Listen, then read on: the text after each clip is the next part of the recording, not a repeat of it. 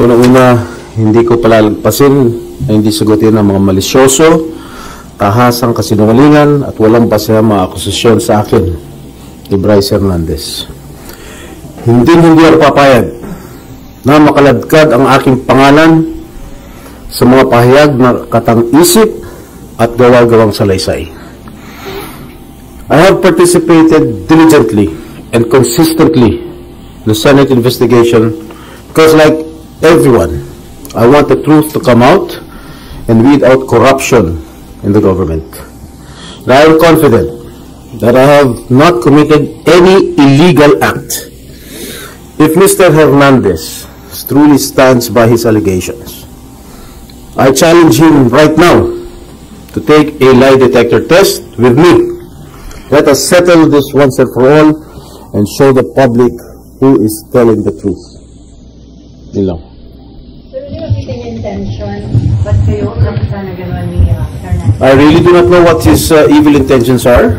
Siguro he wants to get even with me because I was the one who cited him in contempt at pinakulong sa Senado.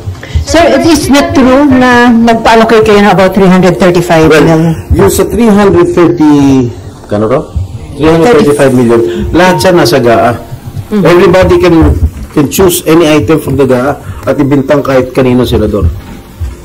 So wala kayong ganung pina-allocate? Isang malaking kasinungalingan ng mga pinagsasabi na patungkol sa pagbabako ng mga proyekto. Sir, what do you mean of it, yung paulit-ulit ng sinasabi na hindi kasi? Parang hindi ko kakakon sa nangyari yung ano? Well, yung gawa ni Senator Marcoleta sa akin. Well, yung sinabi niyang safe ka, alam ko naman biro niya, pero in the eyes of the public, parang it was uncalled for. That's why I resented his statement. Ba't sa house kayo paulit-ulit sinasabi ni Bryce na?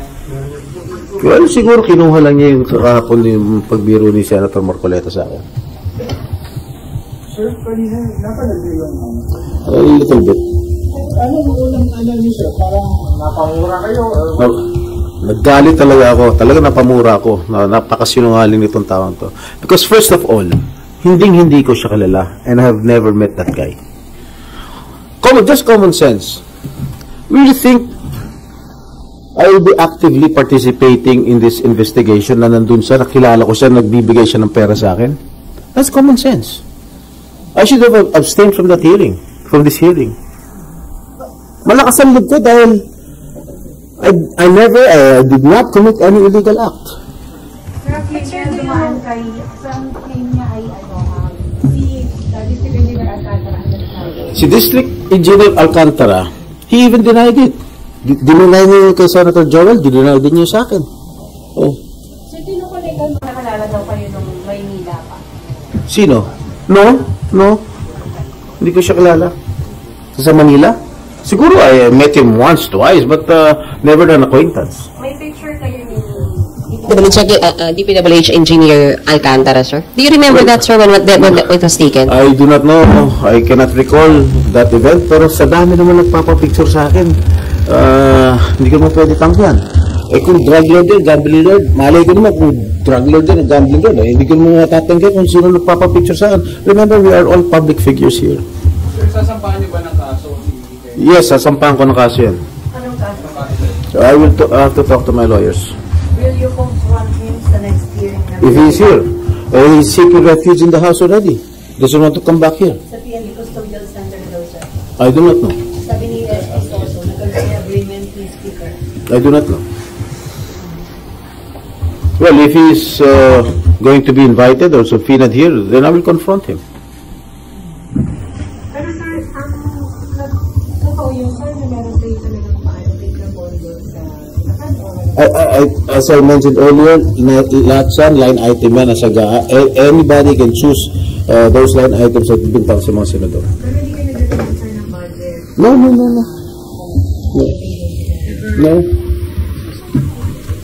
So, na-check niyo na sir yung GAA na wala kayo doon? Yes, I think so. I told my staff to check on it. Pero saan siya papunta? I really do not know kung anong intention nitong si Bryce Hernandez. So, ang feeling ko lang talagang he wants to get even with me because I was the one who cited him in contempt. Eh nakita mo naman, napakasinungaling ng tao ngayon. I asked him kung siya yung Marvin de Guzman, alias doon sa, ginagamit na alias doon sa paglalaro sa casino. O didinay niya, eh mukha niya yun nandun. Ang laki-laki magpatalo sa casino niya. Ilang daang milyon kung magpatalo sa casino niya. Saan niya kinukuha yung pera? Oh. Kaya ako naniniwala ako, kahit siguro may ghost project itong Sims Construction, naniniwala ako na totoo lahat ng sinasabi nito eh. Na nagbibigay siya ng limpak-limpak na salapi doon sa DPWH kay Bryce Hernandez eh. Imagine. Initiative lang niya ni Bryce, so 8,000 good niya na nabita Of course, I do not have any idea. Sir, sorry, no, 55 million, it's in Tagaa. You allocated to where, sir? Bulacan? Eh, Bulacan na, nakalagay dyan. 2025 na. Nag-register po siya. Na-item sa GAA. Ano? Anybody pwede na mag-choose kung pwede ibintang sa mga congressman, mga senador. Lahat yan nandyan eh. Nasa GAA lahat yan. Kaya na kung pwede ibintang kahit kanina, basta definitely hindi kayo ang I don't know. No, it's not me. wala kayo dalan-dalan pa ang take na gano'n. I don't know. Sa dami ng mga mayors, mga governors, mga konsehal na humihingi sa akin ng mga project, eh lahat pinaubaya ko na lang. Binibigay ko na lang sa mga staff ko para sila nang magbigay sa mga mayors. So, ano lang yung take mo na kung gantihan yung nangyayari? Matapos pangalanan yung mga congressmen kahapon. So, yung mga senador sa kabilang part. Well, your guess is as good as mine. Baka nagagantihan na lang. Sir, do you think okay pang magpatuloy yung mga hearings sa Congress, saka dito, o dapat sa independent na lang para walang ganyan? I do not know what, as far as I'm concerned, the investigations that we are doing here in the Senate is in aid of legislation. Pero magpa-participate pa kayo, sir, ngayong pagpinalitan na din yung Blue Ribbon Care. Yes, of course. And welcome development, sir, si Lacson na Oh, yes. Oh, si Senator Lacson naman is a very straightforward person. He's interactable.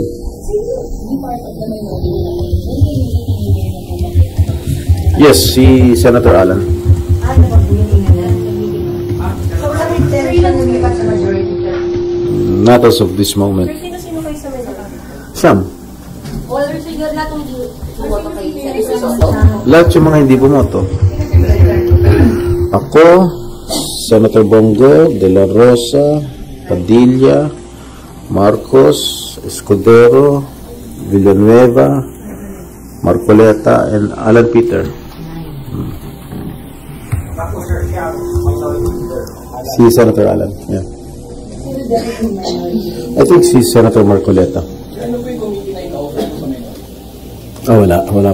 Wala pang in-offer. Sir, Committee on National Defense, ibibigay na kay Senator Hindi ko alam. Maybe. That's the yan ang prerogative na majority. wala kang hinihingi na position. Wala ko. Siyempre, I've been with the minority since I entered the Senate in 2004. I was a member of the minority then. Si Senator Nene Pimentel pa ang aming minority floor leader. Siyempre, lahat yung mga leftovers ng majority binibigay sa minority. Ganun talaga. Kung minority bloc, paano mo i-describe? Hindi naman maging obstructionist. No. We will cooperate. We will cooperate with the majority. Na lumantad din sa hearing.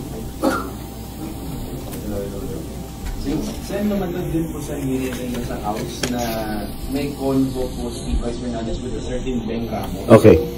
Yung convo po is about nga dun sa kukunin na yung pera. For the record, meron po ba kayong staff? I do not have any staff named Beng Ramos since I entered the Senate. Okay? That's for sure. She's a staff of the Blue Ribbon Committee. Beng Ramos. Staff siya sa Blue Ribbon Committee. She was never my staff in my office. And I never authorized her at kahit sino man. So, pwedeng ginamit lang? Ginamit lang siguro. I don't know what her intention was. You can check my records in the Senate. Since 2004, when I first entered the Senate, up to the present, wala akong Beng Ramos na empleyado. She's not close to me. Wait. Oh, I must admit, naging girlfriend siya ng isang staff ko. Tapos.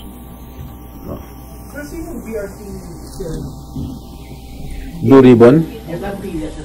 Plantilla sa Blue Ribbon. Hanggang Yes! sa Blue Ribbon. Yes! Oo. Sa tatanungin, pagpapaniwala natin yung final case. Gusto ko nga, i-recommend ako ng tanggalin siya rito eh.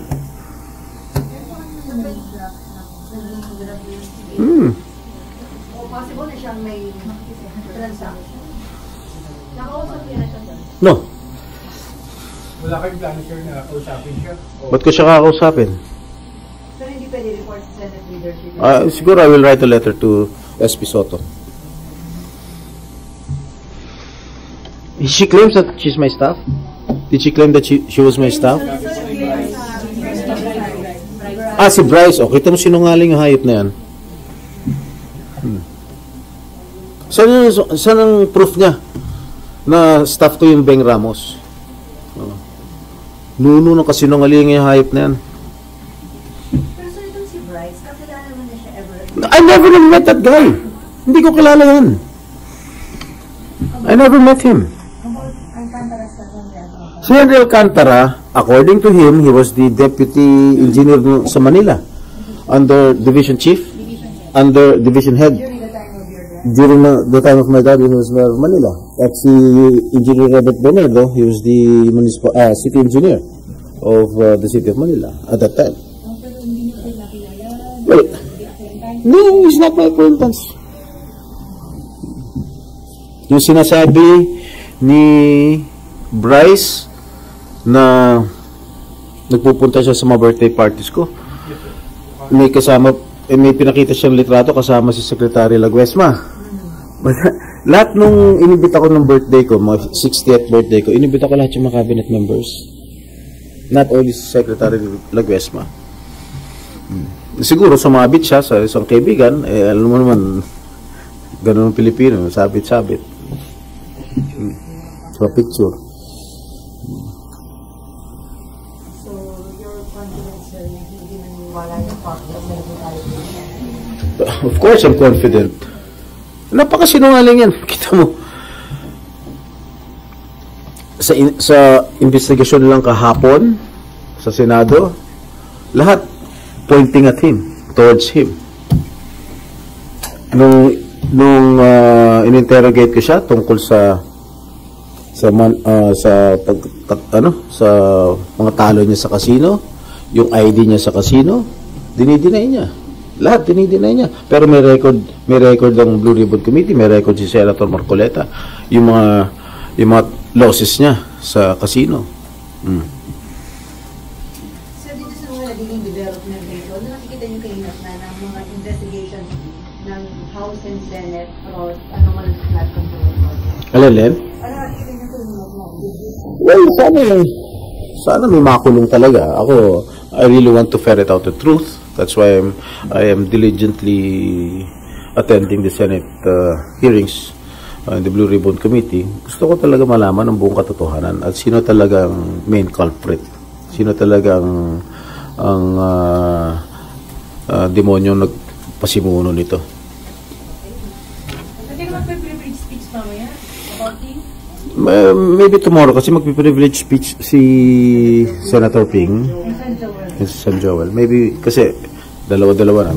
Maybe tomorrow. Sino kausap mo kayo ni Senator Joel about this? Kasi medyo pareho kayong napangalanan ng Bryce. Hindi pa kami nagkakausap.